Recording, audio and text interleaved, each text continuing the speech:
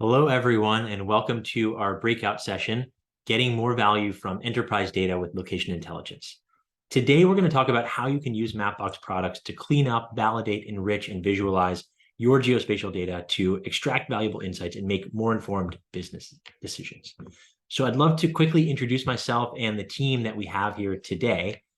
My name is Sean Graber. I lead the search business here at Mapbox, and I'm joined by three of our product leaders. Robert Florence, who's the product lead for all of our address geocoding products. Chris Byers, who leads PM for all of our data products. That includes our boundaries and our movement data. And finally, Murat Bahar, who's the PM for our Searchbox API, which is our POI search, and all of our search SDKs, which also includes our offline search products. So with those introductions out of the way, I'd love to jump in and set the stage for why we're here. We see this every day in our jobs, but geospatial data is just more prevalent and important than ever. As you can see from the quote on this slide, business leaders, executives are just increasingly thinking about how they can leverage location data, in large part because there's just more of it. We've seen an explosion in the number of location-aware devices over the last 5-10 years, and the projections are only that this will continue to increase. A big part of that is because the price of these kinds of chips have really decreased significantly, which enables companies to use them more and gather more data. There are also a lot of mega trends that have affected the world in major ways over the past several years. Think about COVID, remote work. These trends have really upended traditional industries like retail, real estate, travel, transportation, and everyone wants to understand how these trends are affecting them at a really hyper local scale. So location intelligence is really the key to be able to do that. And then lastly, there's just always an increasing focus and questions around privacy. So as we have more and more access to geolocation data, tracking where people are going and when they're going, there's a real need to balance the requirement for insights with the ethical implications of tracking where people are. And I'm proud to say that Mapbox has been at the forefront of being very privacy first and privacy by design for a long time. And so there's just a tremendous amount of opportunity, but how do you unlock this opportunity? That's really the challenge, because working with geospatial data can be very difficult. You heard, if any of you were able to attend the keynote, Steve Atwell, the UX practice lead for Ordnance Survey, mentioned this. He said, geospatial data is just hard to work with. It's very complex. There's a lot of it, and it often requires specialized skill sets. So on this slide here, you can see what we've done is we've really outlined the key steps in this geospatial analytics workflow. You see, cleaning up and validating, aggregating, enriching, analyzing, and then finally visualizing. Each of these steps has kind of their own issues, their own difficulties. So when you're talking about cleaning up and validating data, we've all probably worked with really messy address data sets or millions or even billions of coordinates. How do you clean that up, validate it, make sense of it? That's really the first step, getting your data into a state that you can analyze it. In the second step, you have to aggregate it, perhaps enrich it. You want to answer questions like, what can we know about this place? What's around it? How many addresses? We heard Garrett ask this question as well in the keynote. How many addresses are in some particular zip code, or how many hospitals are within a 1-hour drive of this particular place? These are really important questions that many of our customers and maybe you're asking. And that's the second step. How do you take the data that you have, add more to it so you can really get some valuable insights? And then lastly, we all love maps and beautiful maps. But these visualizations that you can build, not only are really striking, but they also help you to really understand a tremendous amount of data in one visualization, in one screen, so you can communicate that or make a decision. And we can obviously help with all this. That's kind of where Mapbox comes in. So we can help you extract a lot of this value from your geospatial data. And you can see on this slide, we still have this geospatial workflow, these three main steps. And you can see how each of our products map to these steps. Now, I'm not going to go into detail about these products. I'm going to let all of the other product leaders on the call do that. But I want to set this up as a bit of a preview so you can see how what we have to offer maps to each of these steps that really need to be performed to get the most out of the data that you have. And I'm going to turn it over to Robert in just a moment. But first, I want to talk a little bit about one customer who I really think helps to bring this to life in an interesting way. And that customer is Vericent. And what they do is they help customers optimize market coverage and grow revenue with a sales planning product. And so you can see on this slide, a quote from one of their leaders and a screenshot. It's a really beautiful product. And what they do is they take our boundaries product, they take GLJS, which is the engine that enables us to render maps on web, and they combine that with search to create this tool that allows sales teams to figure out how they should apportion their geographic territories. It allows them to communicate, how each of these territories is performing. And for sales teams, it's really effective to be able to do this to make sure that they have comprehensive plans and that they can track those plans over time. We're going to share a lot of other really interesting examples over the short 20 minutes here, but I think we should go maybe a little bit under the hood. And so I'm going to kick it over to Robert. He's going to talk about this first phase where we're talking about cleaning up and validating your data. And so Robert, I'm going to kick it over to you. Thank you. Hey, everyone. Yeah, so as Sean was just showing here, geocoding is often the starting point for getting your data ready for location intelligence and analysis, kind of that cleaning and enriching step. So for Vericent, that means turning the addresses of prospect locations within target territories into analyzable coordinate data. And to step back, geocoding is really just that. It's the process of converting addresses into coordinates and vice versa. But it allows you to kind of validate, standardize, convert that address data. And this year, we released a bunch of new exciting stuff in geocoding v6, which is now in private preview. Made things a lot easier for these really high volume bulk geocoding users. You can now batch together requests in groups of 1,000. You can leverage structured input for greater accuracy. And then to enhance your analysis, we've added Smart Address Match, which is a feature that helps you get more confidence in your results by understanding how our result matches up with your user's inputted query. Finally, we added really good geocoding capabilities in Japan, where we have coverage of well over 99% of the addresses there. And just to get into a customer who is using our geocoding service to process these large bulk amounts of data, Sisense is a company that provides business intelligence and analytics software. They kind of enable their customers to integrate, visualize, explore large data sets from multiple sources. And they geocode really large batches of geocodes against our service, which then enable their customers to quickly visualize, do all sorts of analysis on the front end. You can see in these screenshots, these different scatter maps that our geocoding enables their customers to make. So I'm going to hand it off to Chris to show how boundaries can actually further enhance your analysis. Thanks, Robert. So if you're familiar with Mapbox Studio and the visualizations you can build for your base map there with administrative areas or other types of backgrounds on your maps, you can build those maps and you can have a static view of it. But if you want to interact with those maps or create visualizations, core pleth maps, or interactive experiences based on, say, the administrative or postal or local layers on the map, you need boundaries. Boundaries is probably the highest quality boundaries data set on the market right now. And it goes deep and wide globally. If you want to visualize the counties in Louisiana, or if you want to have the arrondissements in France or the mandals in India, we've got all of it. And it's really, really fast and really, really high quality. Boundaries allows you to aggregate and enrich data in addition to visualizing it. And we've actually made that even deeper with our introduction of flat files just this very quarter.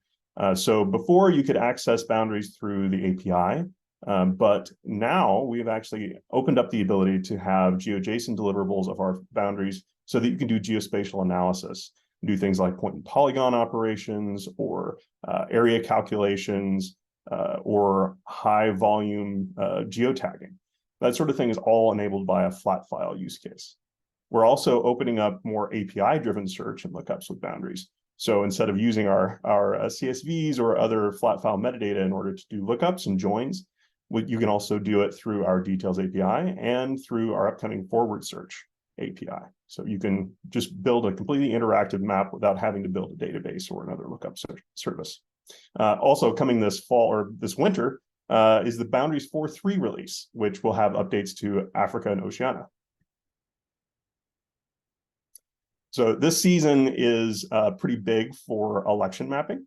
And this is an example of a map that the New York Times built back in 2018, visualizing the 2016 election results. They used our maps and our boundaries to build a really cool and really deep visualization for the election results.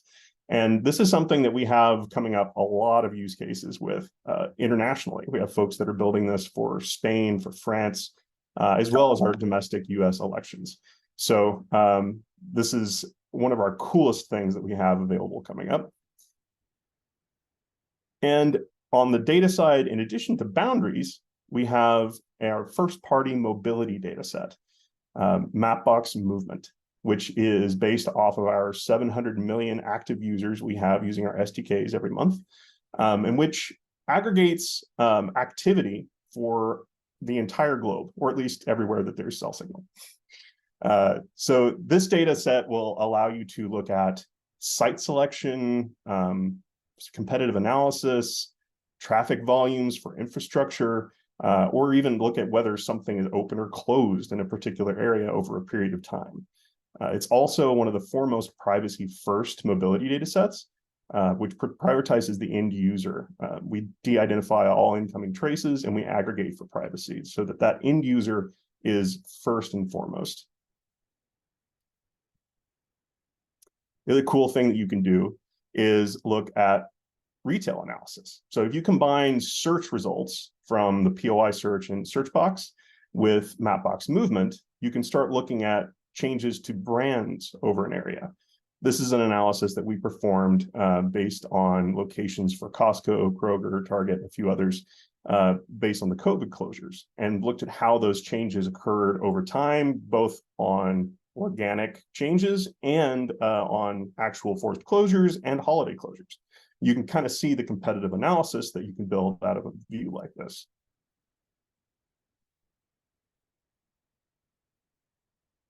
And we also have some visualizations that were built by Bloomberg, they were looking at differences in the ways that cities recover from COVID or experience COVID closures based on what types of movements were available to the people there, both on demographics and the availability of public transit versus walking versus driving.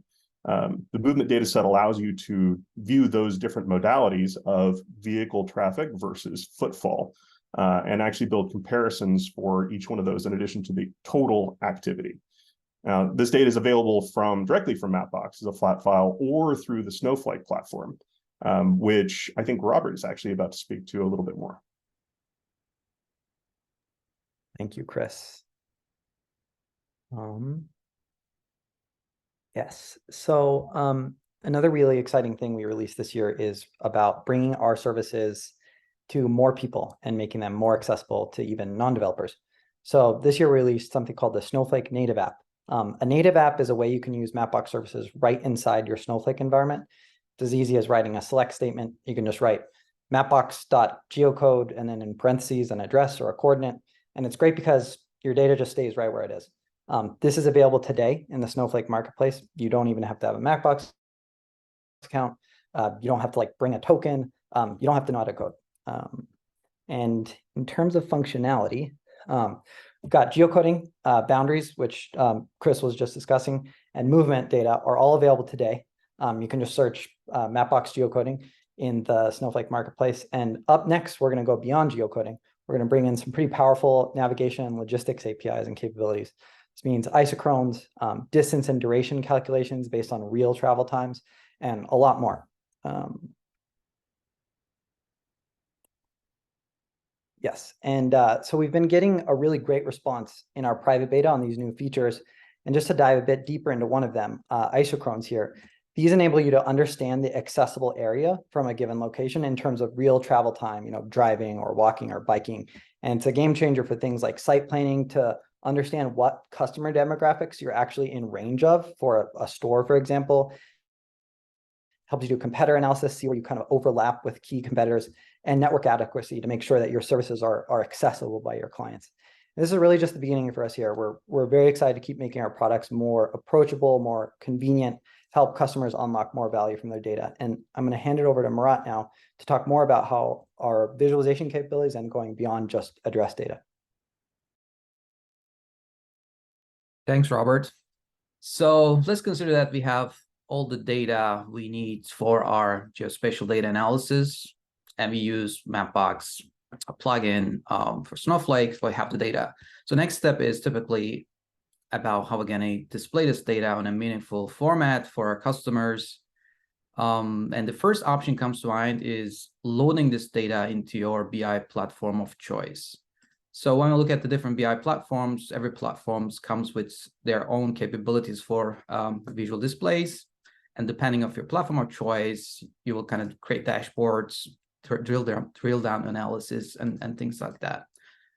So the next option actually is using Mapbox doing that. So as you may know so far, Mapbox has very advanced visualization capabilities, which you can load your data to the Mapbox cloud, create your own tile sets, create customized visualizations on the map, and design your maps in Map Studio with different colors, different options for the visualization, and literally typically create an experience specific to you. And the good point is everything is lightning fast. And this is the most important thing when you're presenting huge amount of data into a map.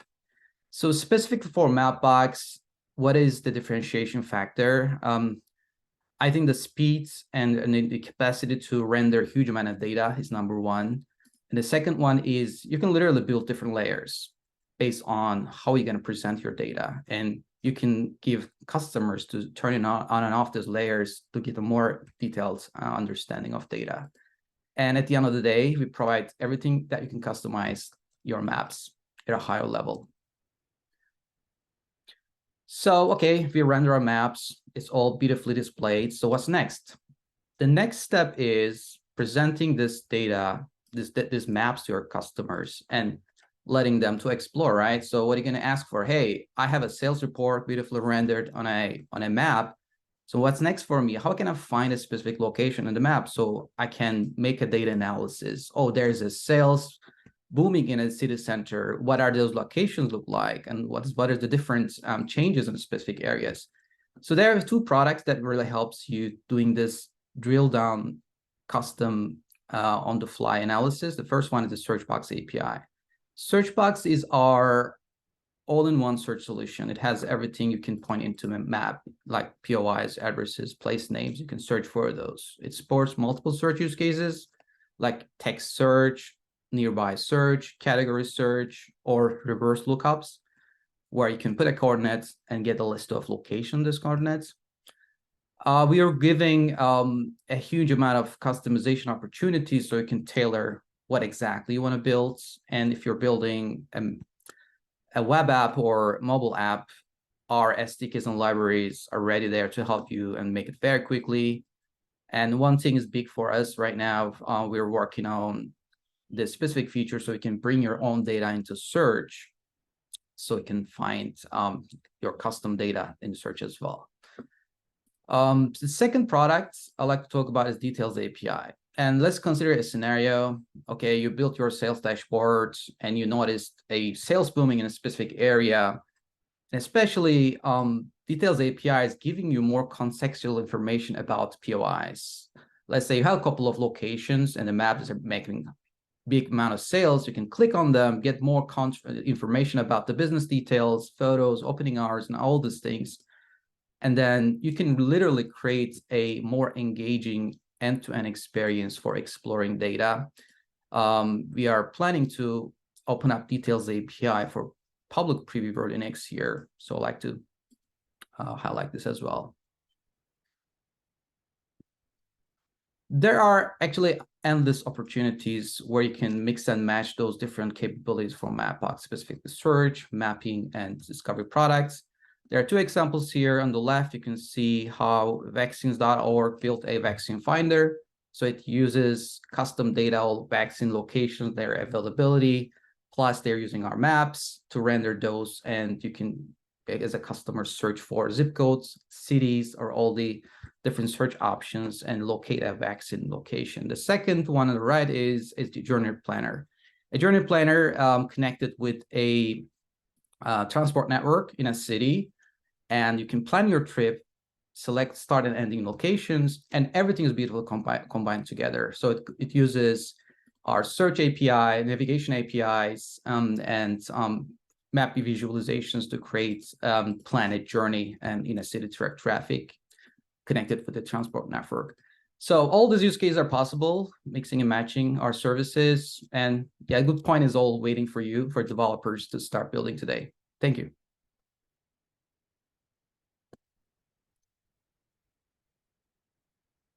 Okay, so we're now launching our Q&A session. I can see your questions here, and I'll and facilitate those access to the related person. So the first question from Gary: does the API allow you to generate one isochron for more than one coordinates? So use case is show me all locations within 5 minutes of my house or my work office. I think it's a good question. Thanks for the. I'll take this one. Thanks, Murat. Thanks for the question, Gary. So for that particular case, all locations within 5 minutes of my house, in that scenario, you'd actually only need one isochron. It would be, you do an isochron for the location of your house, and you do a 5-minute driving distance that you'd kind of configure it. And then you'd have the type of location you're interested in, those coordinates, and then you could do an st-intersects function inside Snowflake, and it'll determine which of those locations fall within your 5-minute isochron polygon and which don't. And it could obviously count them for you, so you could answer that question. But and one more thing is that, yes, you can generate as many isochrons as you want. If you have a whole column of points that you want to generate isochrons for, you can pretty easily generate all of them. So Jacob has a question. If I would like to implement drilling in the map, do I need to stick with some set of predefined dimensions, or is it somehow dynamic? So the example is, in example depends on the attribute I pass during the call.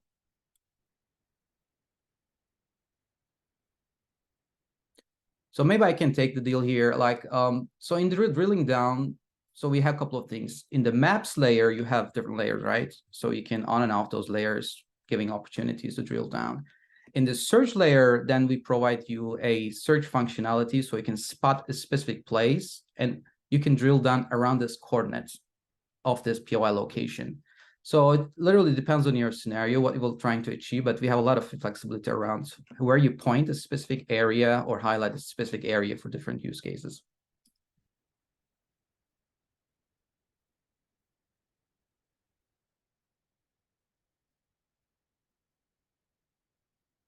Any other questions? I might just, one of the questions, Chris, you answered in the Q&A was related to the ability to bring your own boundaries. And I know that you answered that really well in the text, but I think it's a really interesting use case. And I know we have some customers that are doing this, so it might be worthwhile just to maybe voice over that a little bit for anyone who hasn't had a chance to catch that answer in the chat itself. Sure. Yeah, so we actually have a lot of our customers do this. So either they have their own picture of how they want these boundaries to look in a particular area, or they have some sub-layer that they've built that they want to be able to drill down into below our layers or above them. And it's really easy to do that, because all you really need to do is take your geospatial data, use the Mapbox tile service to tile that up. And then you can use ID filtering to start querying out which features you want to show where and when and at what zoom level. So that's a pretty easy operation. I think we actually have some demos on our page for how to do that. Cool. We have another question from Tegan, and we are using PostGIS to store our data. Do you have any recommendations on how to mix this with the new functionality in Snowflake?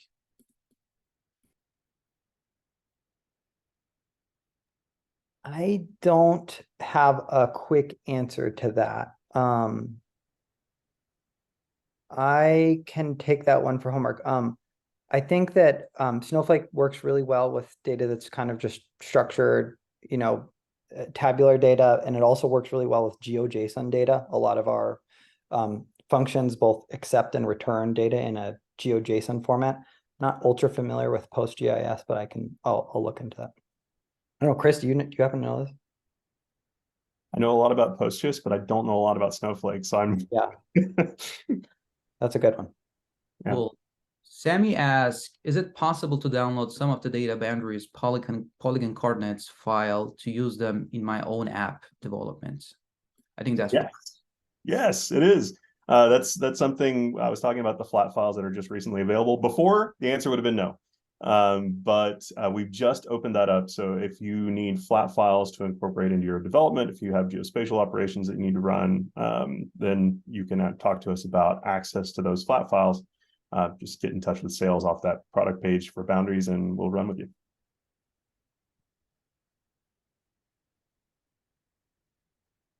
Okay, Jafar has another question about the boundaries products. Does boundaries product have the capability to make calculations based on the intersection with another layer of boundaries?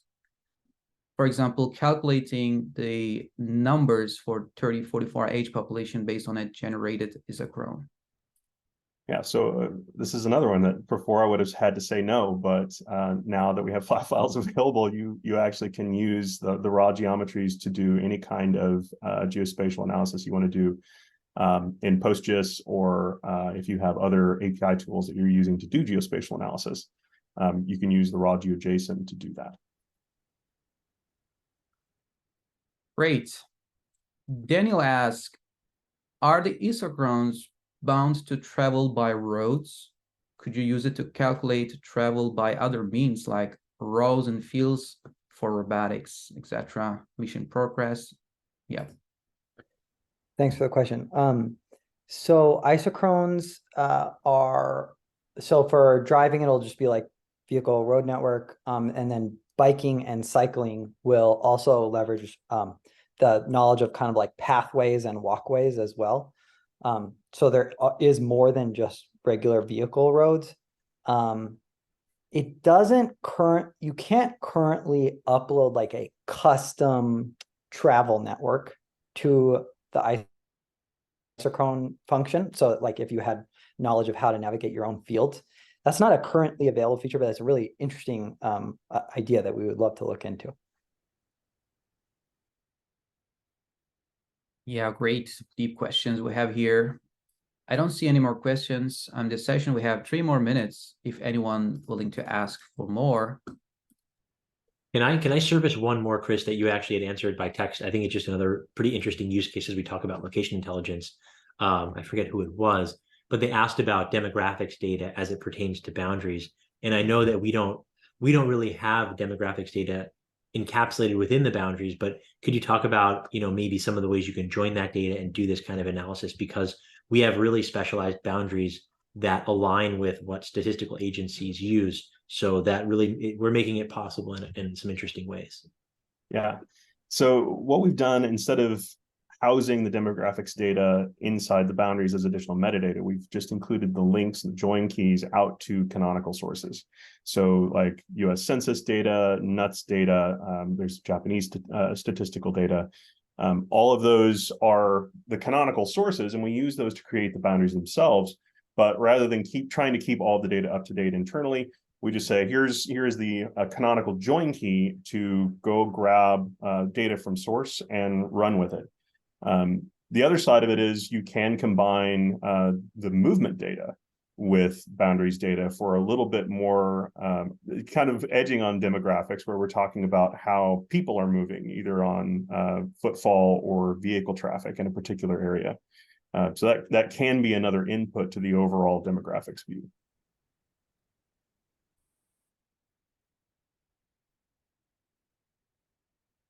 Cool. So I don't see any more questions. So bring back to Chris, maybe to close the session. All right, I'll give it back to Sean. That's nice. All right. Thank you all so much for joining. There's just, like I said at the top, geospatial analysis has always been important, but it's really growing. We are seeing this explosion in all these devices that are gathering tremendous amounts of data at the edge, and just lots of fascinating use cases, from tracking vehicles and packages down to, we have one customer that has a GPS enabled dog collar. So there's all, types of things that are out there, obviously searching for this kind of data, making sense of it, extracting insights, all really important for lots of different companies and arguably every company. So we hope that this was helpful in understanding some of the tools that we have that can unlock, some of these insights. And we do actually have a session coming up. It's an AMA about search and data. So if you do have some questions that we didn't have a chance to answer, please feel free to join us in that session. It kicks off in just a little bit, or you can drop in. There's a similar AMA going on for some of the other parts of Mapbox. So thank you all so much for your time. We're really grateful that you spent the last half an hour with us, and we hope to see you in the AMA.